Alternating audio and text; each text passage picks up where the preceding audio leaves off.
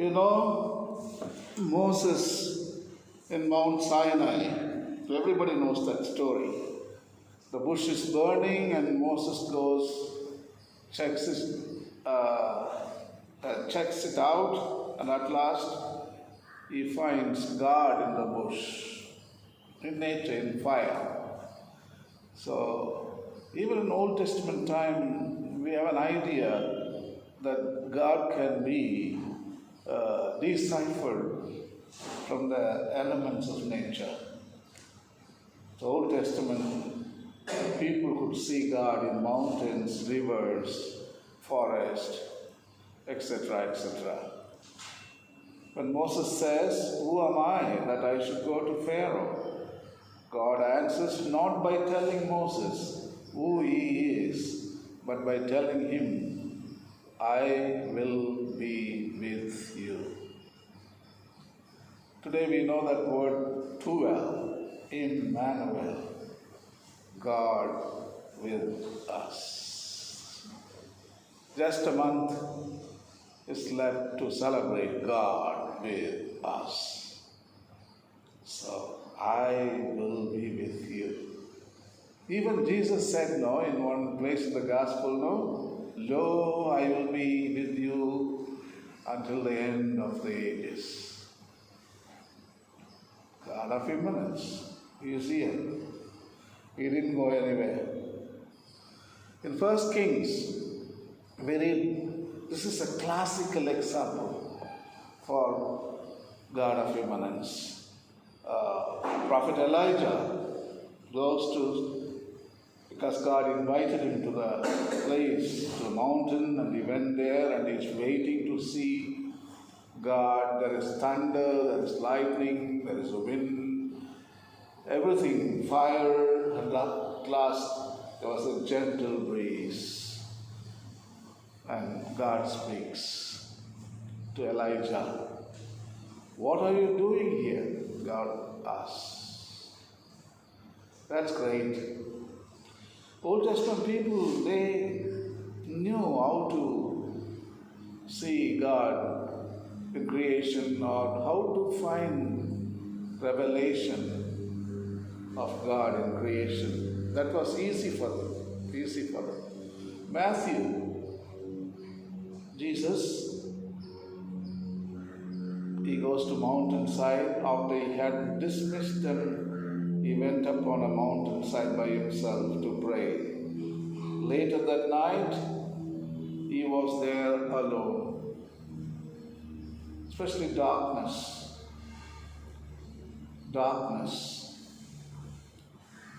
where you can find God's presence. In fact, light comes from darkness. In fact, whole of creation comes from darkness. Don't we read in the Bible, there was darkness into the deep before creation. Then let there be light. Everything came into existence. So, darkness means it is not the absence of everything, it is presence of everything. It's not the absence. Actually, in darkness, you find comfort. When you are down and in school, you face some setbacks in your life. Brothers, those who are senior brothers, they know very well. There is nobody to turn to. Only place to turn to is darkness. Leave me alone, we say. Leave me alone. It's a darkness. Even I was referring to the Holy Family incident in Bethlehem. There was no place in the inn. Didn't we read that? No place in the inn. Immediately the Holy Family, such a shame, frustration, and they drifted into darkness. Yeah. No place in the inn, darkness. They go and find light there. They find comfort there. The whole creation comes to comfort them. First, the light, stars, then comes cold weather. Everything comes like an evolution and progresses into a cave and then progresses into animals. Then come shepherds, the last humans, they come. And also the rich come much later, the kings. See, they have the progression going there. Darkness. So I think darkness, where you can find God, but mostly we find demons there. Everybody's telling stories, Pisasu and see. Hey, darkness is identified with bad omens and demons and spirits and fear. But darkness is, Jesus' best friend was darkness.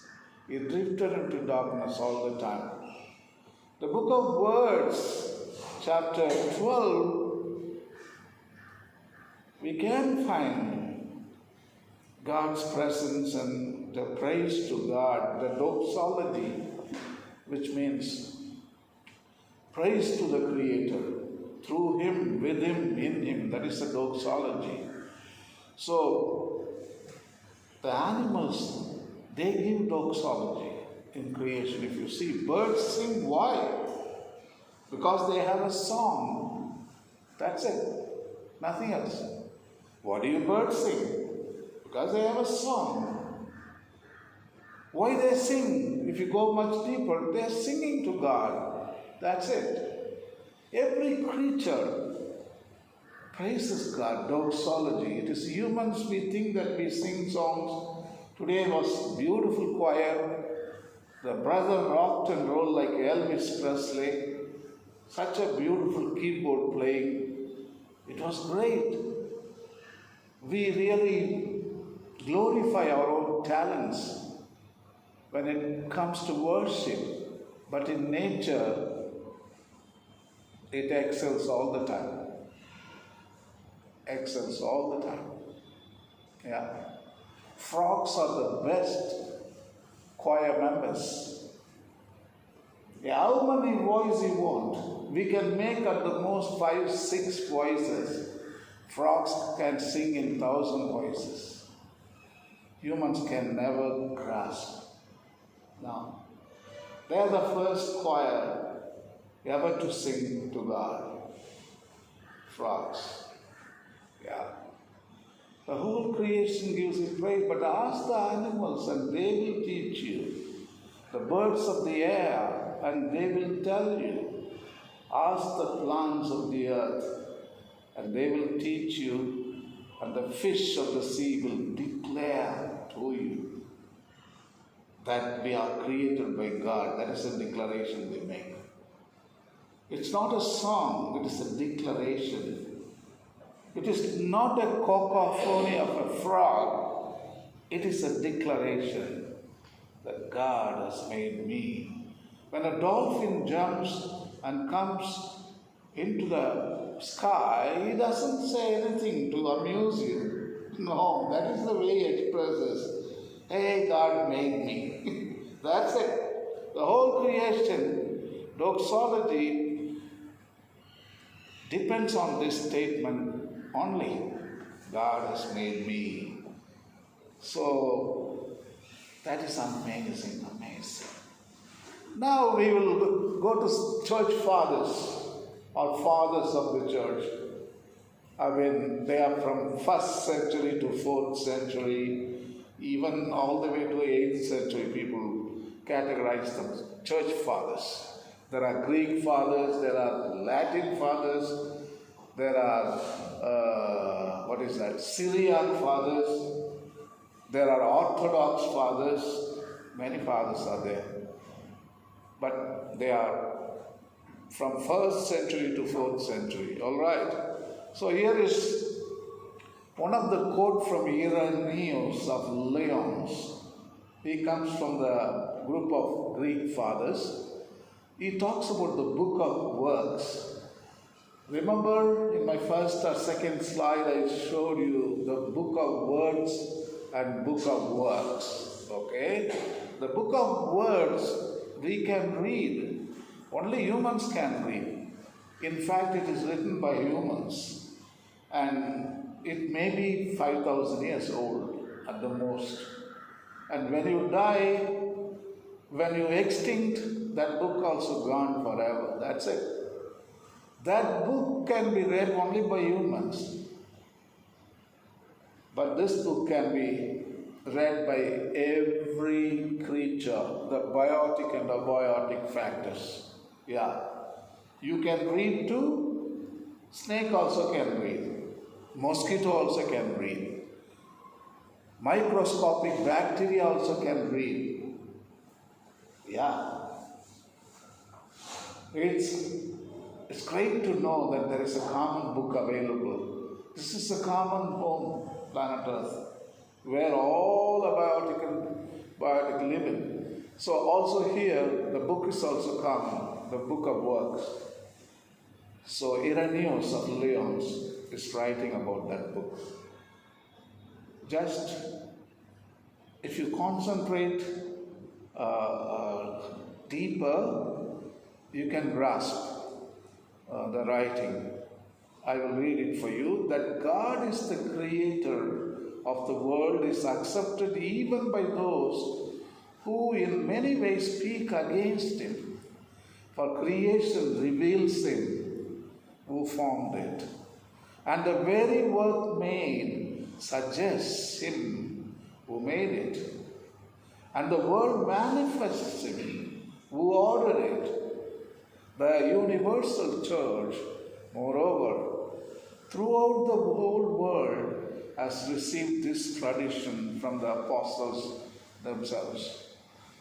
It is written in 2nd century. Yeah. Then what happened? We drifted into default settings. Okay, God of transcendence. Only in the Bible you can find, only in the Mass, only in the Word of God, breaking of the bread, only those two things you can find. That's how we drifted away.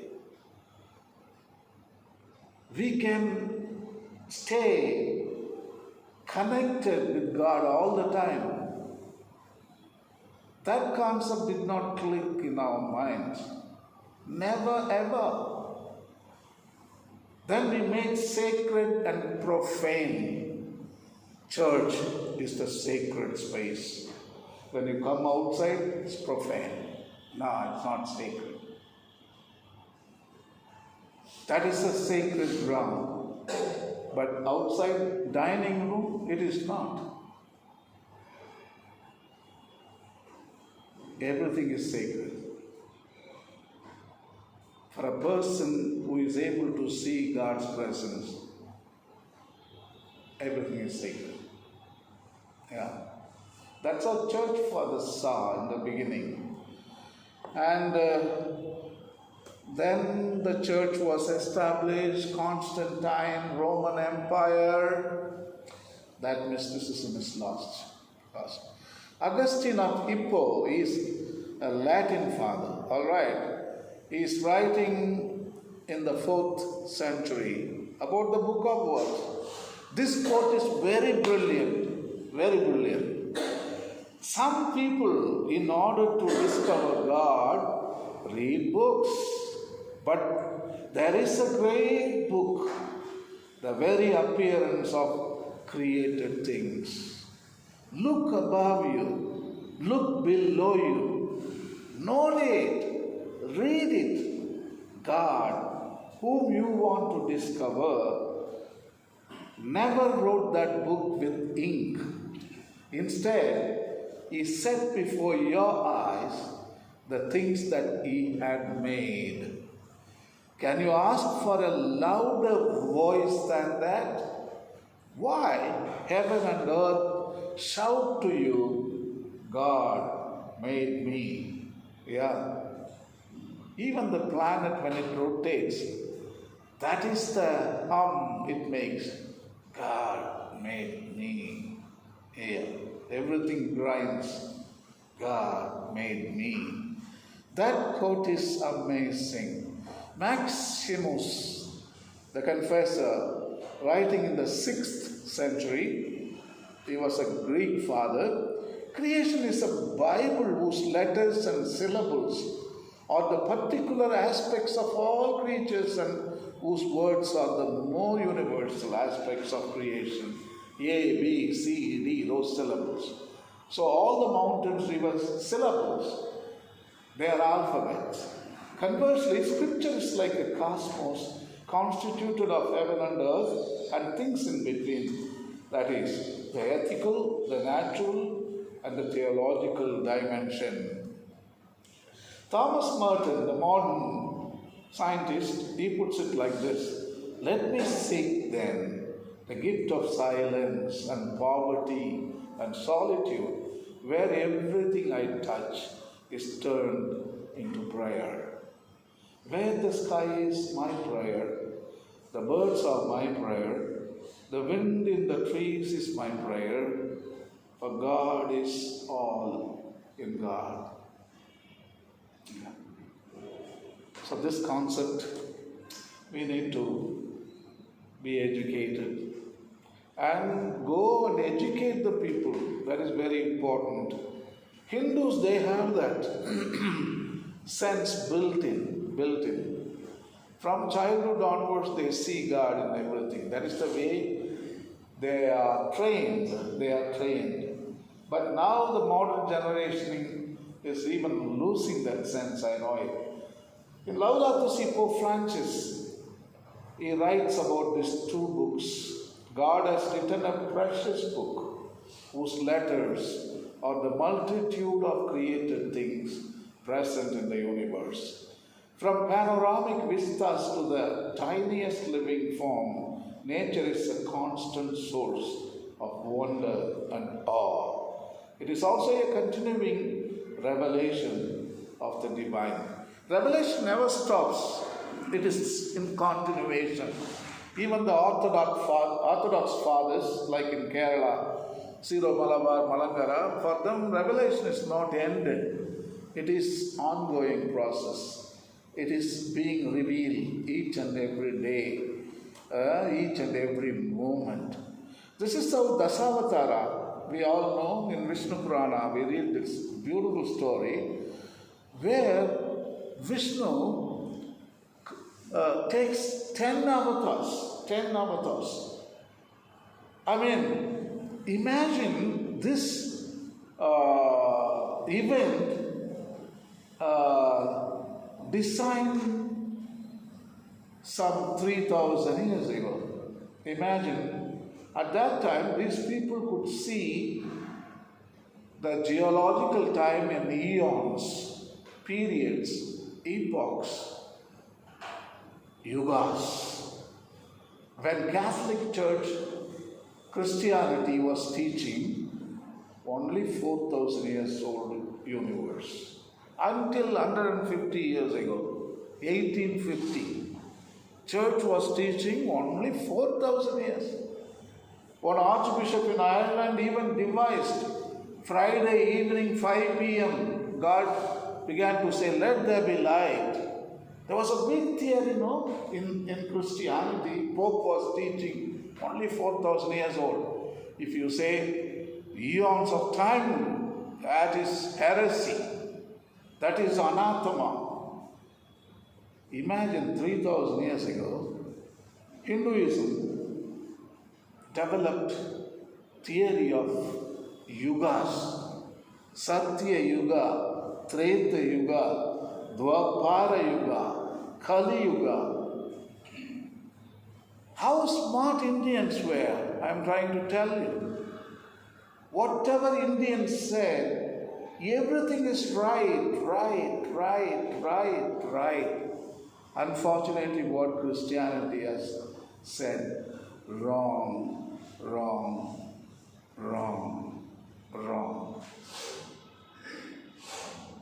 This is the truth. It's amazing. Now, I always had a struggle to understand Jesus Christ is a human being. He took only one avatar. He was born as a human being. That's it. Because of this concept of time, that's why they reduced to only one avatar. 4,000 years, only one avatar. There is no much time left to talk about other avatars. 4,000 years is already too small for an avatar. So that is why they limited, he took a human form. Didn't I say, God so loved the world? We've forgotten that. If God so loved the human, yes, human avatar is fine. But God so loved the world, in which human is a small part, small part. And Jesus tells to the disciple, go and preach the good news to the whole of creation, not to humans. Human is a small part in a big creation. Small part. But yet we made Jesus a human. But here, Dasavatara puts it in a deep time perspective. Ours is a shallow time perspective. Only human avatar. Shallow theology, rudimentary theology, Stone Age theology, very small. But here, deep time theology.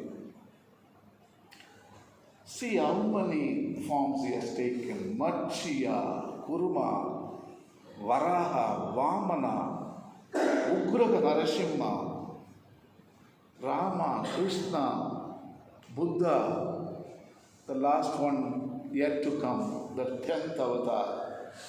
You see, this God, what we call the Savatara, he was with the creatures from the beginning. When they suffered extinction, this God also suffered extinction. Passion, death, resurrection. The Savatara, first we know that fish came into evolution first. Of course they suffered because the oceans turned into anoxia, a phenomenon known as no oxygen. When it is, the oceans lose all oxygen, that is, all life suffers and they all die and wash out. So that is how many times it happened. So this God took a form of a fish. He didn't take a form of a human. Why should he take a form of a human? After all, humans go and catch fish and eat them, fry them and eat them. So if he takes a form of a human, all the fish will run away. So he didn't take, he took the form of a fish. He suffered with them, passion, death, resurrection. Now amphibians. That is the second avatar, Kurma. So then he takes the form of a turtle. In each evolution, according to Darwinian natural selection, who came much later, after 3,000 years, that is 1856, Darwin came and he wrote the origin of species, the natural selection, etc., etc. Exactly it fits in. You take this Dasavatara, Matsya, Kurma, Vamana, Varaha, and fit it to Darwinian natural selection.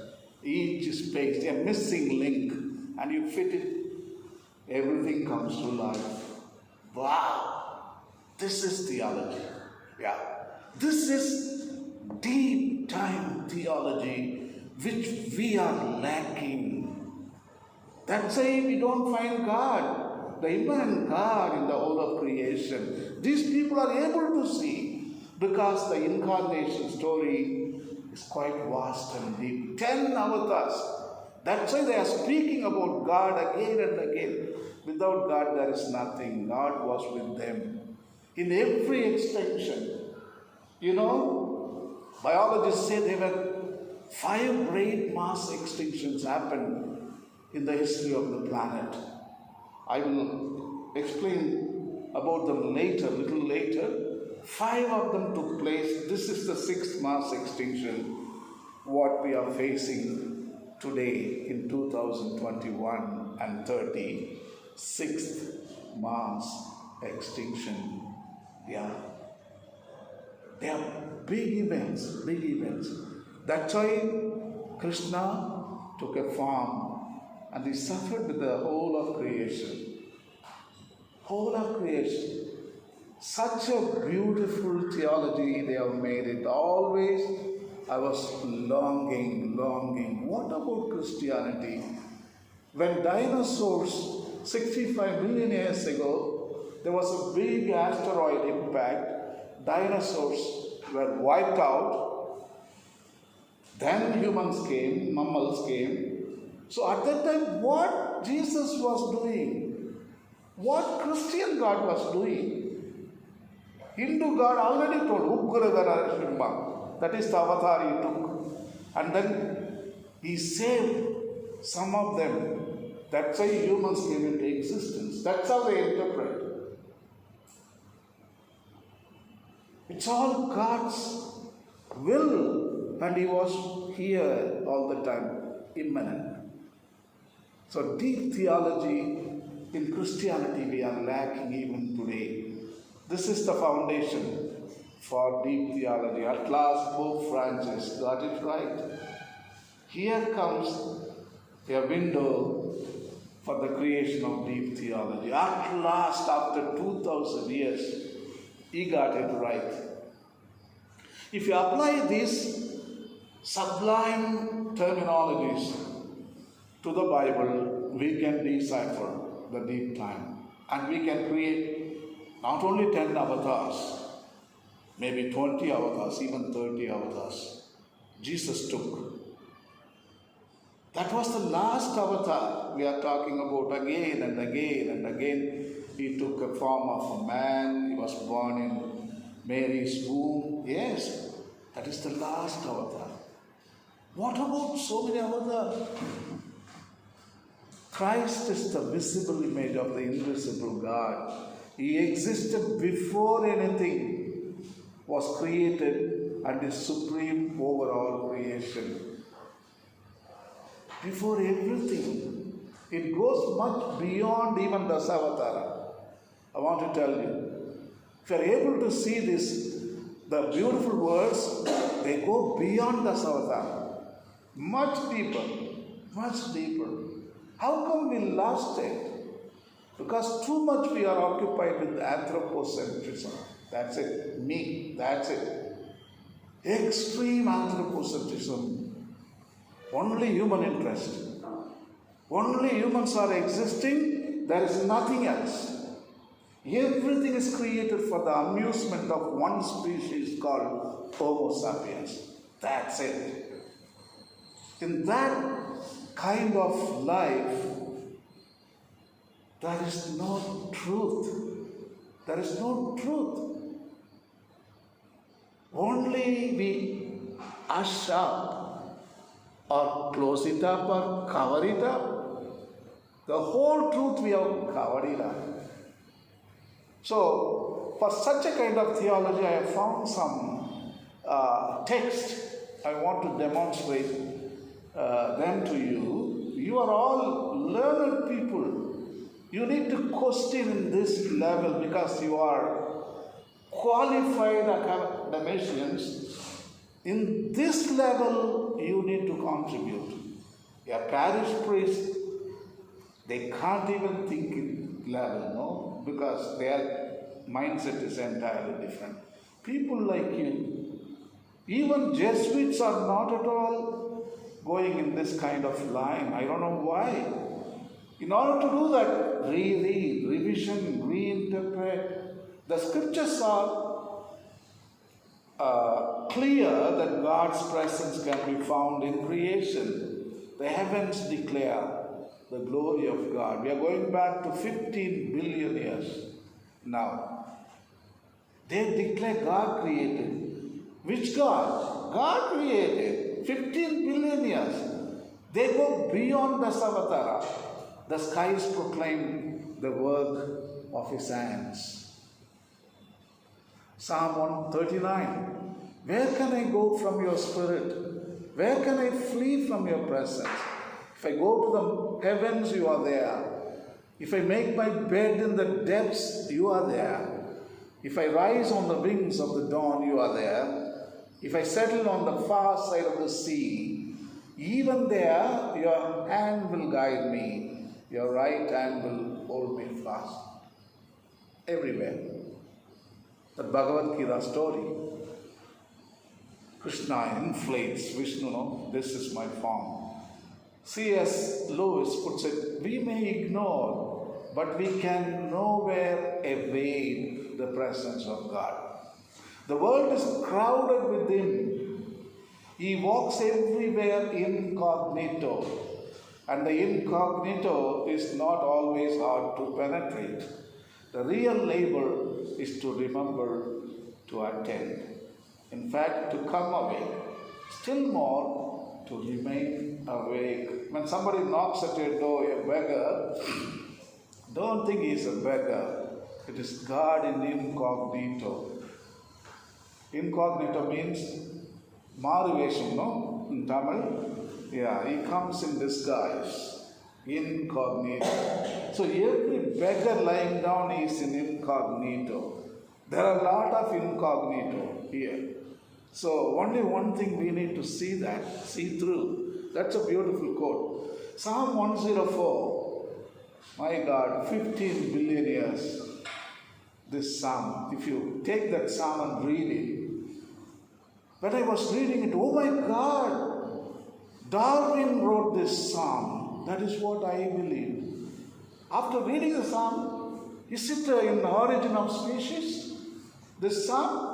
No, it is a Bible. Yes, it is a Bible. I thought Darwin wrote it. It is an origin of species. Exactly. If you read that book, 1856, Darwin book, no, big book, you don't understand much. But you may understand, I may not understand.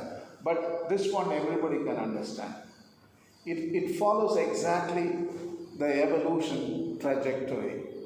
Pati starts off with the elements, Panjabhutas, and it goes into primitive life forms, and slowly it goes into multiple organisms, and then to human technology. Even ships also come in this psalm. Ships.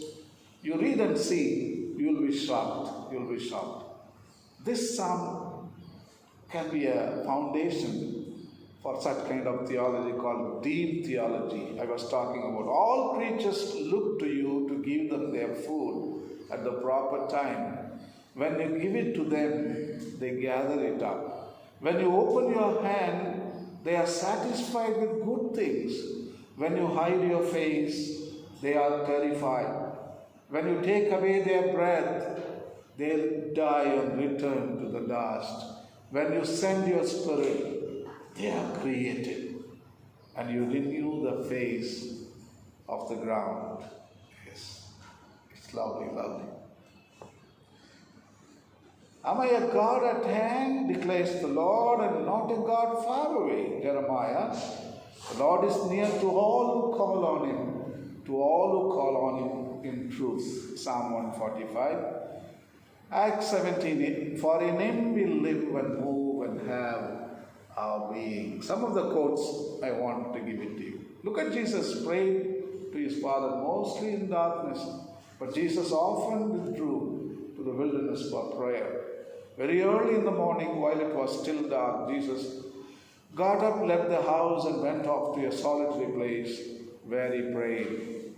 Then Jesus went with His disciples to a place called Gethsemane and prayed. Darkness, darkness. He found His own Father there. Yeah. Otherwise, God's presence. Many times, many times. Here is little difference between transcendental God and immanent God.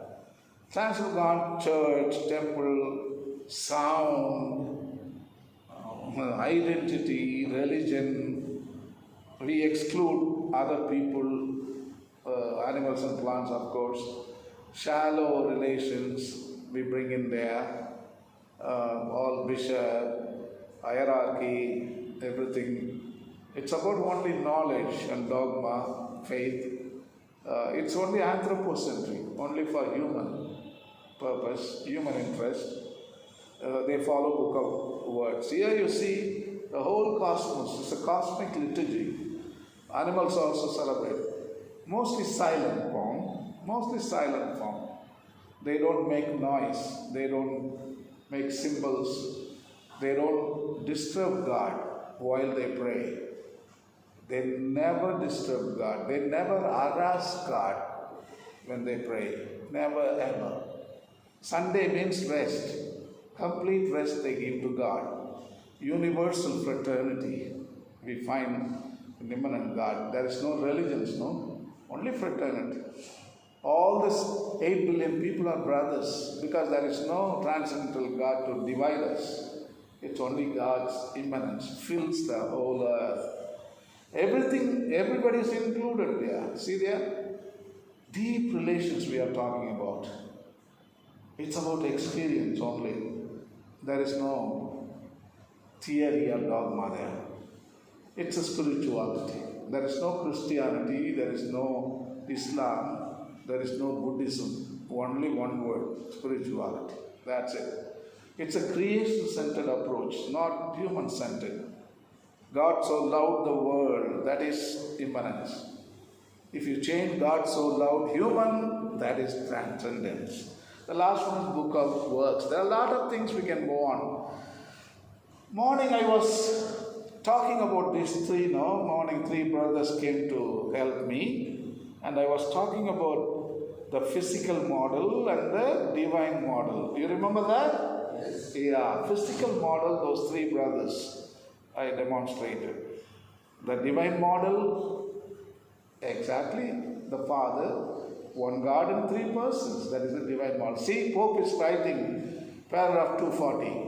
The divine persons are subsistent relations and the world created according to the divine model. Web of relationships. If you go outside, if you contemplate it today, producers, consumers, decomposers, this is the experience, what you gained whole day. If you didn't do that, you got still time and you got darkness also. You can contemplate. So this paragraph, you read it again and you try to experience that. Ecosystem, see there? It is a physical model. See a divine model, one God, 3 persons. Here you see physical model, one cosmos and 3 persons. They are producers, consumers, decomposers. This is the exploring immanent God in creation. Pope Francis uses these words, no Trinitarian communion, Trinitarian structure, Trinitarian key. What are they? Now I am going to reveal to you. What is Trinitarian communion? For Christians believing in one God, who is Trinitarian communion, suggests that the Trinity has left its mark on all creation. Saint Bonaventure went so far as to say that human beings before sin were able to see how each creature testifies that God is 3.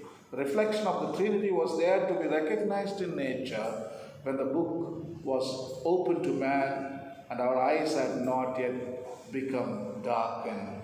We were able to see before sin. Our first parents were able to see the 3 Godhead in each and everything, in stone, in creatures, the living and the non-living. It was a trademark, a 3 persons activity you can see before sin. After sin, our eyes have become dark, and so we lost the ability to see that. The Trinitarian communion means 3 of them together. God, in the Bible, we know that the Father created the world. No, 3 of them. The Father, Son, Holy Spirit. 3 of them. That is the Trinitarian communion. This is a Trinitarian communion we can understand. You know the first picture from the far side of the moon, no, in 1968, you remember? First picture filmed by American astronauts, and it was all over the world. That's the first time we were able to see, oh my God, this is the planet, our common home. Before that, we didn't have the ability to go, and you need to go from the space in order to take a picture. In 69, we got it. So there you see there, when you see this picture, you see three things there. One is soil, brown. The other one is water, blue. The other one is atmosphere, air, the white color. Here you can't really separate them. They are like ice cream. Ice cream. One inside, you can't separate it. If you try to separate, everything will be ruined. Only you can eat them, grasp them, that's it. Here there is no difference, you can't separate them. In life and death they are woven together. That's it. So that is the Trinitarian communion. It's a simple example I'm trying to give you. But so far no books have been written on this. This is we are trying to understand on our own. So I may be wrong or I may be right, I don't know. But I'm just trying to understand Pope Francis' writing there. So it describes the triune relationship in God. You have one God, that is one planet and three persons, let us say. Morning I was talking about what is God's relationship, how do they relate? Co-indwelling, co-inhering, mutual interpenetration. These are the words that describe Trinitarian communion. Each person maintaining its distinctive identity penetrates the others and is penetrated by them. In other words, it is an eternal love making. That's it. They are in embrace forever and ever. And it is an egalitarian existence. There is no hierarchy. I told you already, where there is hierarchy, collapse is inevitable.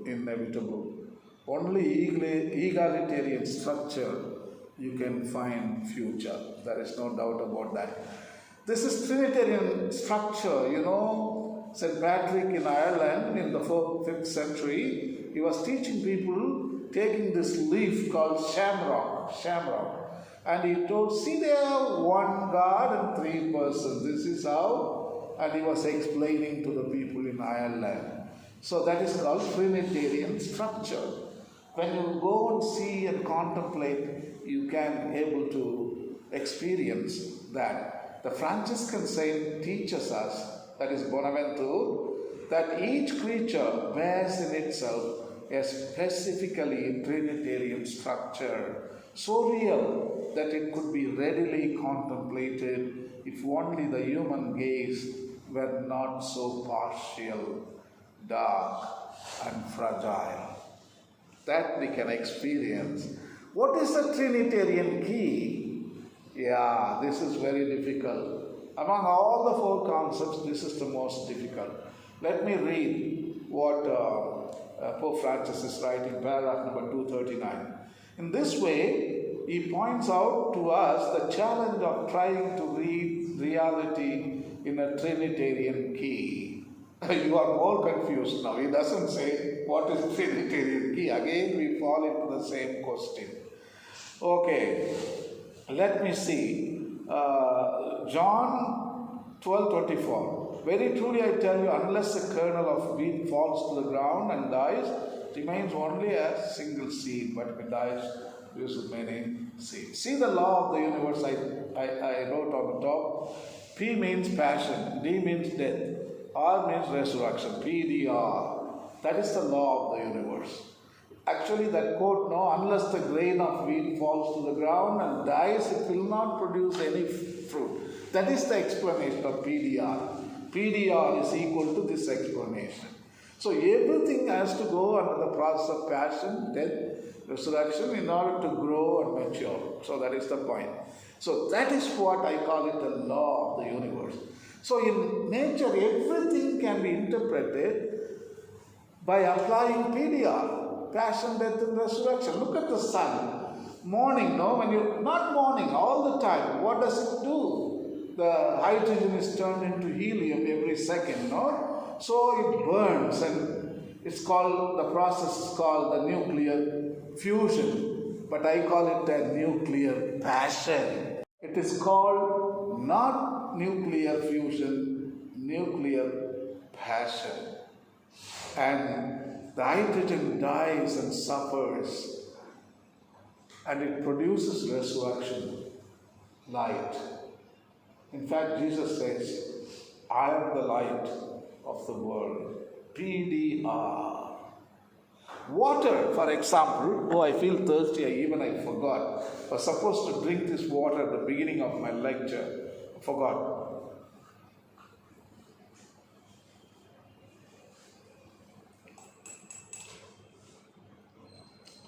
For example, how many atoms of hydrogen, how many atoms of oxygen? I think one atom of hydrogen or two atoms of oxygen makes the water. I don't know whether it's hydrogen or, but anyway, this is the thing.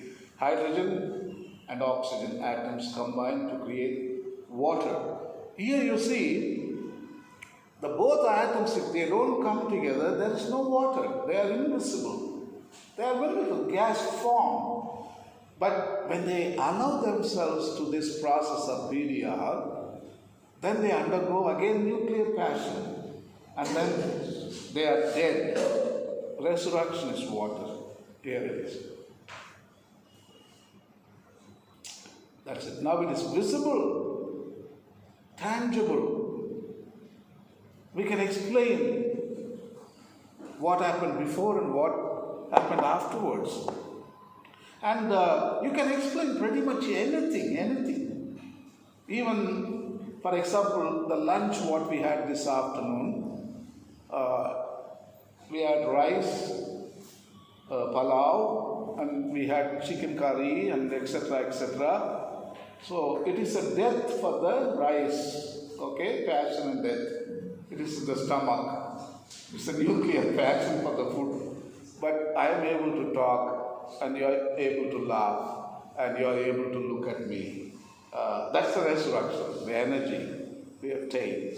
So in your own life, in scientific realm or in your practical life, everything can be interpreted by using PDR code. That's it. So ultimately, I would call passion, death, and resurrection is the theory of relativity and second law of thermodynamics, theory of gravity, everything. Psalm 104, you read it, you will understand.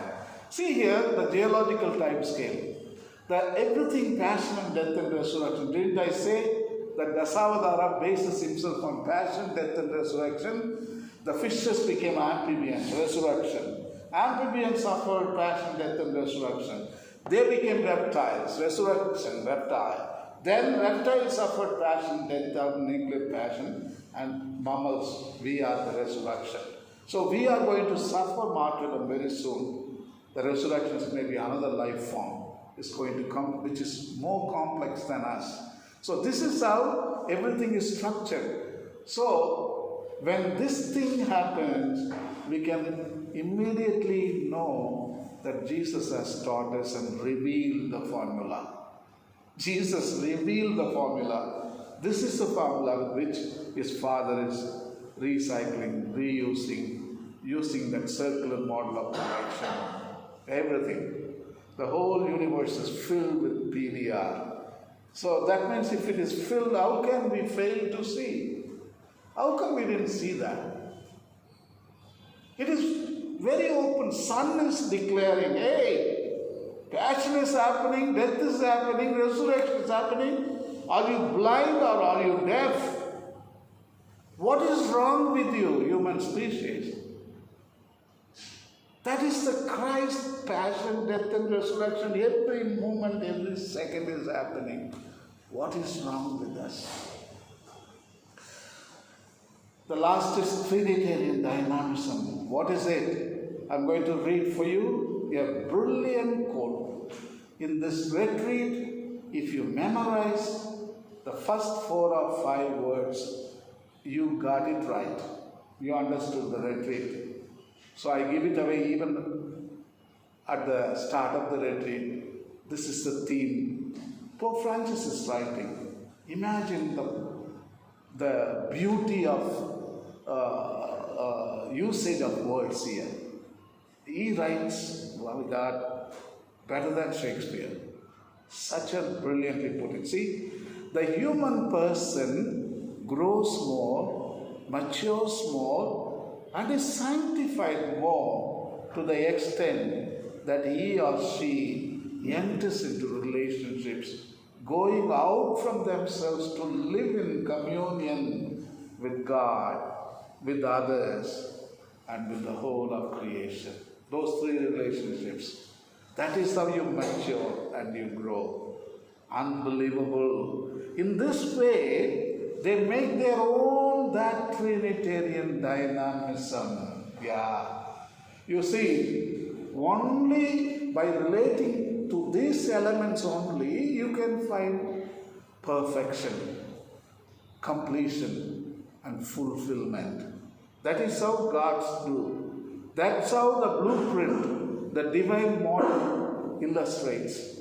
So the physical model has to copy that. That's it. That's it. This is Jürgen Moltmann. I have already sent you in your PowerPoint. You read it. It's very theological, very highly theological. You just read them because he's a German theologian. He writes brilliantly. The PowerPoint has been sent, no brother? Yeah, it has been sent. You read it later on. I don't have time. This all is a spiritual reading for you today after this talk. Pope Benedict XVI puts it so beautifully. Our earth is talking to us, and we must listen to it and decipher its message if we want to survive. Brilliant. Earth is talking to us. In other words, God is talking to us. John Drinkwater, beautiful quote. When you defile the pleasant streams and the wild bird's abiding place, you massacre a million dreams and cast your spittle in God's face. You are spitting on God's face. When you spit on the soil, you are not spitting on soil, you are spitting on God's face. When you spit in the railway station, you are not spitting on a floor, you are spitting on God's face. When you throw a plastic bag in the water, no, you are not doing that. You are putting the plastic bag in God's face. Yeah. Thomas Barry, the great work. I want to appoint one brother to jot down the books. I'm going to give it to you. So today's book I want to recommend, The Great Work. It's already recommended. First check with the brother whether the book has come. I already told one brother to order in the last retreat. I don't know whether he did it, but jot down, one of the brother. You check it out and then order. All right. The book will come within 2 days. Amazon, you can order. This book is very, very important book for us to read. Okay, Pope Francis is calling for ecological conversion. So far, we have been only pinned on God of transcendence. That's it. Nothing of God's of immanence. We never try to grasp it or try to teach people about it. So Pope Francis is telling we need ecological conversion. So that is the first place to start. Then you educate yourself and then experience. That is the most important thing. I mean, God of immanence, tomorrow morning you can go and teach. No, you can't do that. You can't do that.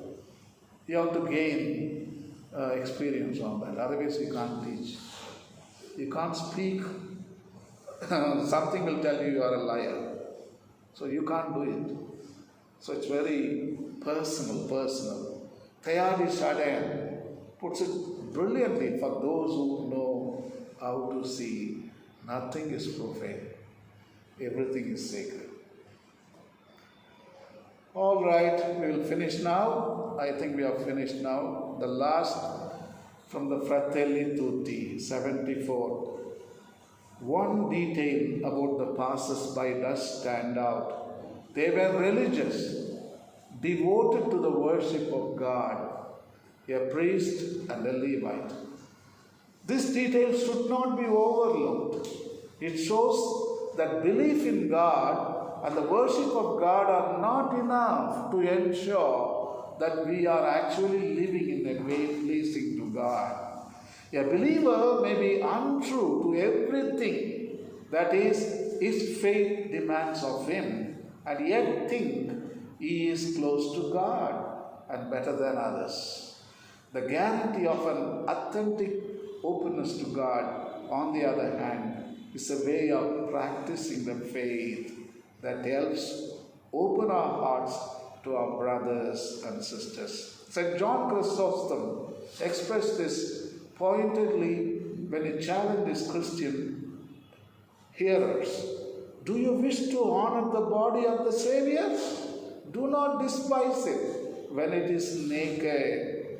Do not honor it in church with silk vestments, while outside it is naked and numb with cold. Paradoxically, those who claim to be unbelievers can sometimes put God's will into practice better than believers.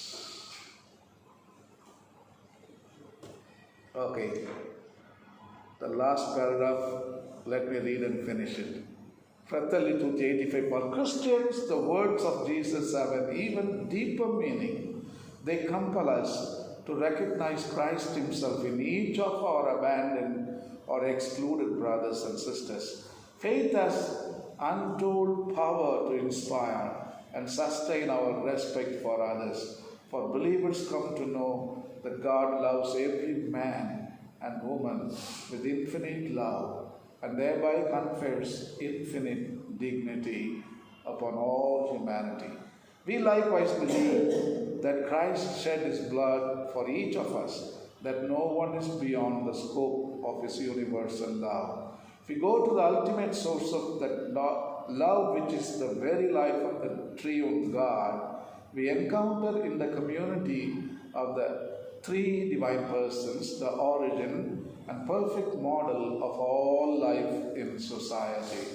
Theology continues to be enriched by its reflection on this great truth. After all, divine model, physical model. That's it. In Him we live, move, and have our being. God's immanence is a beautiful picture of God's relationship with this world, in which He does indeed care about even the smallest concerns. Are not 5 sparrows sold for 2 pennies, and not one of them is forgotten before God?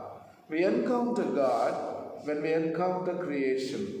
Its beauty is an expression of the beauty of God. The relationship we have with the natural world is a relationship with God. God in all cosmos invites us to bring together that we so often keep apart our ways of imagining God, ourselves, our relations with others, with all living things on this planet, and with the universe itself. Our understanding affects every aspect of Christian life. It creates a seismic disturbance within the flinty world of scientific analysis. In Lucan terms, our hearts begin to burn within us with a sense of life revealed and new. This is the experience. When you break our planet, oh my God, that is the divine model, this is the physical model, this is exactly resembles the divinity. When you break and show to people, that is the experience. Our hearts are burning inside as we listen this kind of teachings. These are the questions for reflection. Do you tend to ridicule the expressions of concern for the environment that leads to the denial of the immanent God? Are you passive and choose not to change your habits, ideas, and thus become inconsistent? Can you subject yourself to ecological conversion? If you subscribe to immanent God, how would you help your people in the parish to experience the same reality? Google search. First place to start is brainy quotes. That's all. Brainy quotes on God's presence in creation, or brainy quotes on the immanence of God. Thousands of quotes you get. That is the place where you educate yourself. Watch videos on God's presence in creation. Lot of videos on YouTube. Immanent God. There are lectures you can listen to. Are you sheep or a goat? Already I asked you to examine in the last session. So find out you are a sheep or a goat. Okay, this book is also, please jot down this book, please. You take responsibility, all right? Sacred attention, a spiritual practice for finding God in the moment. Margaret D. McGee. You can order online. These books can be obtained within 2 days. Okay? Just get those books, they will be useful for us. Okay. It answers all the questions. Does God communicate through the natural world? Through the slug on the compost pile, or the leaf on the lawn, the stone tumbled on the beach, the air that feeds my lungs, the dreams that fill my nights? How will I know unless I pay attention? All right, I think that is the end of it. And the brothers, those who are going to conduct the adoration today, got to work out from this perspective. So this is what very important. You read the paragraphs and then you try to bring some scientific data into that. That PDR, the passion, death and resurrection, I gave you 3 examples how to apply the PDR code to the natural world. Anything you can apply, you get answer.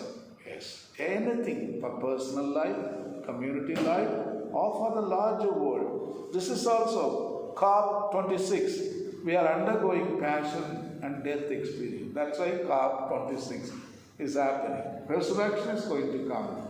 I mean, we will make it. It's beyond our comprehension. I can't anticipate. It's going to be good. It's going to be good. Yeah, I hope so.